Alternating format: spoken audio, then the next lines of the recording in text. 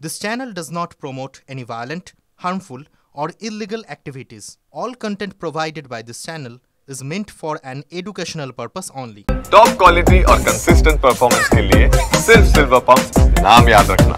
উনি যখন যদি প্রতিবাদ না করেন, বাঙালি বাঁচানোর জন্য যদি বাঙালির সাথে না থাকেন, তাহলে শুধু ইলেকট্রিক শক কেন, আর যা যা দেওয়ার দরকার আছে সবকিছু দেওয়া যাবে। জেনে রাখো, একটা মিছিল করে আন্দোলন কিন্তু শেষ নয়। বাঙালিদের উপর যদি অত্যাচার বন্ধ না হয়, এখানে বিজেপির একজন এমপি আছেন যিনি দিল্লির নেতাদের কাছে গিয়ে বসেন, প্রধানমন্ত্রী এবং স্বরাষ্ট্রমন্ত্রীর কাছে, আপনি কি করে গ্রামে ঢুকছেন আমরা দেখে নিব, আমরাও আপনাকে গ্রামে বয়কট করে ডিটেনশন ক্যাম্প তৈরি করে সেখানে ঢুকিয়ে দিব। এমপি মহাশয়, আপনি জেনে রাখেন, মাইকে বলছি, তারপরে আপনি বাইরে দিয়ে বলবেন হিম্মত থাকলে তৃণমূলের করে নিক, করে দেখাবো। আপনাকে বলে দিচ্ছি, বাঙালির উপর অত্যাচার বন্ধ না হলে আপনাকে ডিটেনশন ক্যাম্প তৈরি করে যে কোনো ব্লকে সেখানে ঢুকিয়ে রেখে দিব, ঘন্টার পর ঘন্টা, দিনের পর দিন। আর বিজেপির কিছু এমএলএ স্বপ্ন দেখেছেন আবার এমএলএ হবো। মানুষ জেগে উঠেছে, বাঙালি জেগে উঠেছে, বাংলা ভাষাভাষীরা জেগে উঠেছে। একটাও আসন এবার আমরা বিজেপিকে ছাড়বো না। আর যারা আবার ধাপ্পা দিতে চাইছে, ঠকবাজি করতে চাইছে, ভেলকিবাজির রাজনীতির মধ্যে দিয়ে আমাদের মধ্যে বিভেদ সৃষ্টি করে হিন্দু মুসলিম করে দিয়ে আবার এমএলএ হবার স্বপ্ন দেখছে, তাদেরকেও সাবধান করে দিই।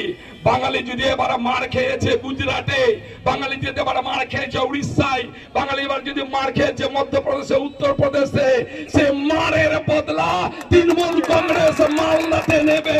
গোটা রাজ্যে কি হবে জানি না, কারণ বাংলা এখান থেকে সবচাইতে বেশি পরিযায়ী শ্রমিক মালদার বিভিন্ন প্রান্ত থেকে, শুধু মুসলিম নয়, হিন্দু নয়, সর্বধর্মের মানুষ, ছেলেরা, যুবক ছেলেরা, তারা পরিযায়ী শ্রমিক হিসাবে বাইরে খাটতে যায়।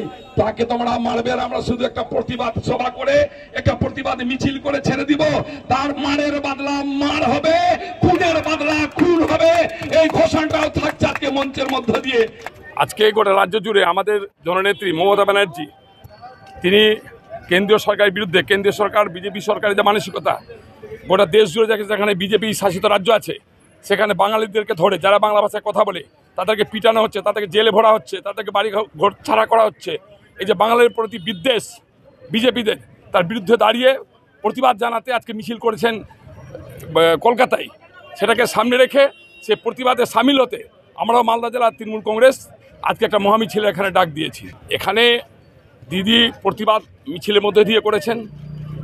যদি বাংলা যারা বলছে, বাঙালি যারা আছে, তাদেরকে এভাবে যদি অপদস্থ করা হয়, হেনস্থ করা হয়, এখানে একটা যারা আছেন, এখানে যারা ওই বিজেপিদেরকে সমর্থন করছেন, তাদের বিরুদ্ধে ব্যবস্থা গ্রহণ করা হবে। আর তাদেরও একটা সেই ধরনের ব্যবস্থা গ্রহণ করা, যে ব্যবস্থা গ্রহণের মধ্যে একটা নজির সৃষ্টি গোটা ভারতবর্ষে। আমরা সিদ্ধান্ত গ্রহণ করেছি। দিদি কি বলবেন জানি না, দিদি তার নিশ্চিত বক্তব্য বলেছেন, মালদার লাখো লাখো পরিযায়ী শ্রমিক সেখানে বাঙালিরা কাজ করছে। এই বাঙালিদের গায়ের উপরে যদি একটা কাটার আঁচড় পড়ে, হাতখানা নামিয়ে দিব। যারা এখান থেকে হাত তুলে বিজেপি জিন্দাবাদ বলছেন, তাদের বিরুদ্ধে।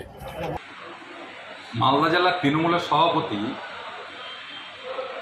পরিযায়ী শ্রমিকদের বিভিন্ন রাজ্যে যে হয়রান হতে হচ্ছে তার বিষয়ে অনেক বড় বড় কথা বলছে। তার কাছে একটা প্রশ্ন, যে রাজ্য সরকারে আপনারা 11 বছর ধরে আছেন, কিন্তু তারপরেও মালদা জেলার তরুণ তরুণীদের কেন পরিযায়ী শ্রমিকদের হিসাবে যেতে হচ্ছে বাইরের রাজ্যে? আর বাইরের রাজ্যে যেগুলো বিজেপির রাজ্য, সেখানে যদি তাদের উপর অত্যাচার হচ্ছে আপনারা বুঝতেই পারছেন, তো তাদের পাঠাচ্ছেন কেন পশ্চিমবঙ্গতে? আপনাদের ক্ষমতা নাই নিজের রাজ্যের ছেলেমেয়েদের খাওয়ারের রোজগারের ব্যবস্থা করার। আর উনি বড় বড় কথা বলছেন, কার হাত ভাঙবেন, কার পা ভাঙবেন, কার মাথা ভাঙবেন। নিজের পুলিশের সিকিউরিটিটা ছেড়ে দিলে উনি নিজের গ্রামে ঘুরতে পারবেন কিনা সেটা কিন্তু মানুষের সন্দেহ আছে।